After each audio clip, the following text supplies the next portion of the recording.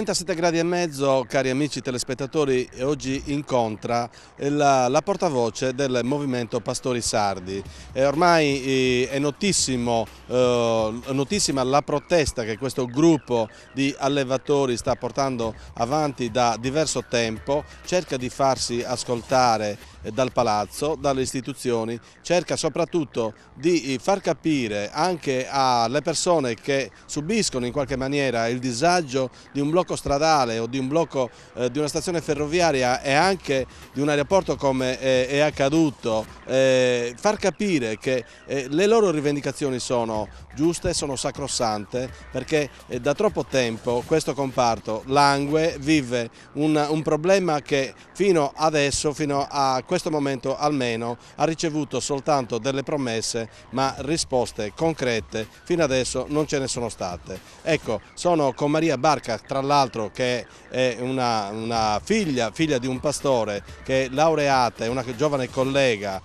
giornalista, che è laureata appunto in comunicazione ed è giustamente la portavoce di questo movimento. Allora Maria, in questo ultimo anno, nel 2010 e anche adesso all'inizio del 2011, ci sono stati vari momenti che hanno contraddistinto la vostra protesta, la vostra azione, ci sono stati momenti di quiete, di tranquillità, in cui sembrava che i problemi andassero a risolversi, poi invece sono ripartiti in tutta la loro dimensione. Ecco, a questo punto voi che cosa pensate di fare? Quale sarà la vostra mossa successiva?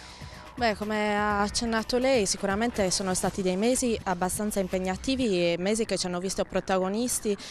di diverse situazioni che sono state anche estreme, perché abbiamo scelto degli obiettivi particolari, anzitutto Cagliari, che era il nostro massimo obiettivo perché è la città più importante della nostra regione, e abbiamo scelto la famosa Via Roma, quella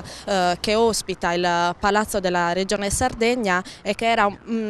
diciamo, un posto molto significativo per noi, perché là quella casa che viene chiamata la Casa dei Sardi doveva in qualche modo darci delle risposte, e come ha ben detto lei, queste risposte in un certo senso sono arrivate, ma nel momento stesso in cui sono arrivate sono state presto disattese, delle promesse fatte e poi disattese, e perciò la nostra battaglia è andata avanti nei mesi, scegliendo dei nuovi obiettivi, quindi aeroporti, porti, il blocco delle strade principali della nostra regione, fino ad arrivare alla fine dell'anno con degli obiettivi più specifici, quindi anche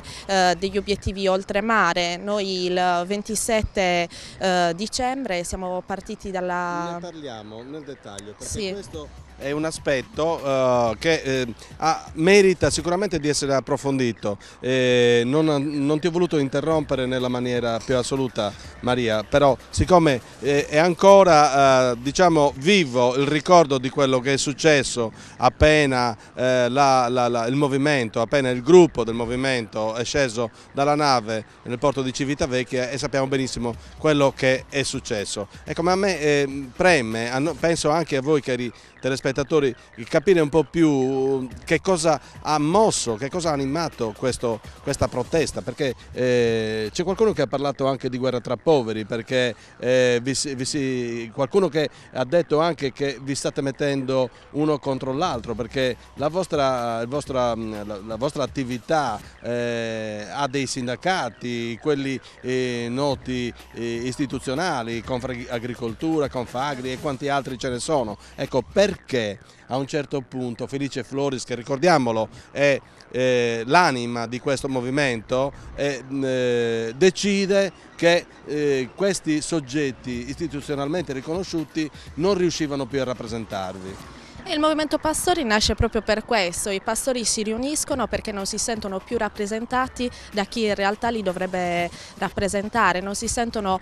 più seguiti, non hanno più delle risposte dai sindacati che ha nominato lei stesso, quei sindacati che avrebbero dovuto incentivare in qualche modo questo comparto, e invece lo stavano quasi deludendo completamente, e quindi il movimento Pastori e quindi i pastori pastori si riuniscono, i pastori del Movimento Pastori sono tanti, sono circa 10.000 pastori che ci hanno seguito in questi mesi, si riuniscono perché appunto non si sentono più seguiti da quelli più rappresentati da quelli che sono i loro sindacati storici, insomma. Quindi i pastori si riuniscono grazie a Felice Floris, che è il nostro leader e che riesce a portare alla luce dei problemi che questo comparto soffre da tantissimo tempo. Sono discorsi che vanno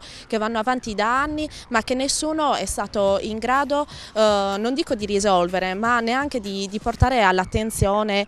dei responsabili, di chi poteva dare delle risposte. Quindi il Movimento Pastori si riunisce. La cosa particolare di questo movimento è che non poteva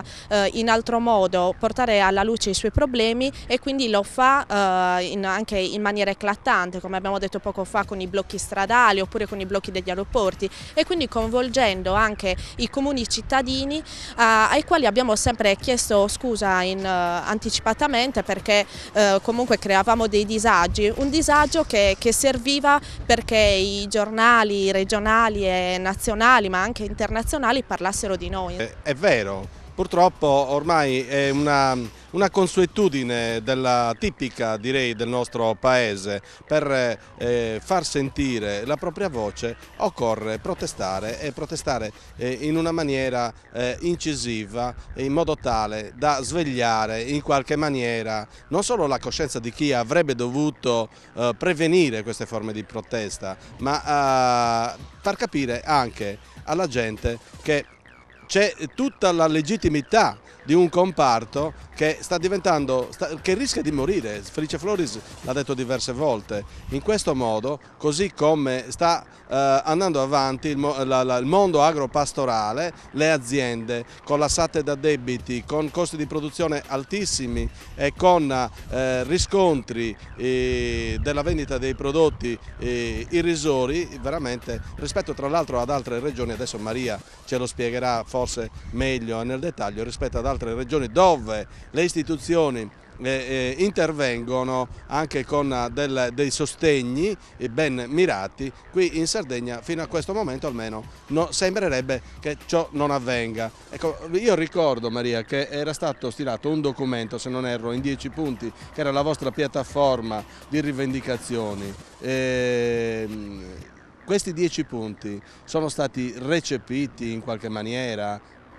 Guardi, anzitutto si è arrivati a quella piattaforma dopo un lungo lavoro. Abbiamo lavorato alla nostra piattaforma sia prima di Cagliari, degli eventi dove ci hanno visto protagonisti della famosa occupazione della sala del bilancio del Palazzo della Regione, sia durante la nostra permanenza all'interno del Palazzo, dove veramente durante le ore di permanenza si è lavorato a lungo per studiare quale fosse la miglior soluzione per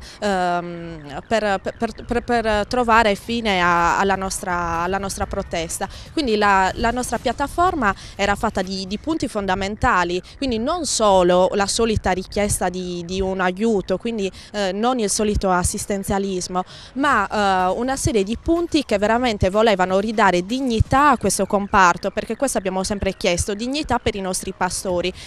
E io mi fermerei qua. Maria ha introdotto gli argomenti più incisivi, quelli più importanti, quelli che sono stati scritti all'interno della piattaforma così definita di rivendicazioni, perché 37 gradi e mezzo dedicherà ancora spazio a questa rivendicazione, ritengo legittima, da parte del Movimento Pastori Sardi. Io vi ringrazio per averci seguiti fino a questo punto e vi rimando ad una prossima puntata di 37 gradi e mezzo, sempre su Teleregione Sardegna.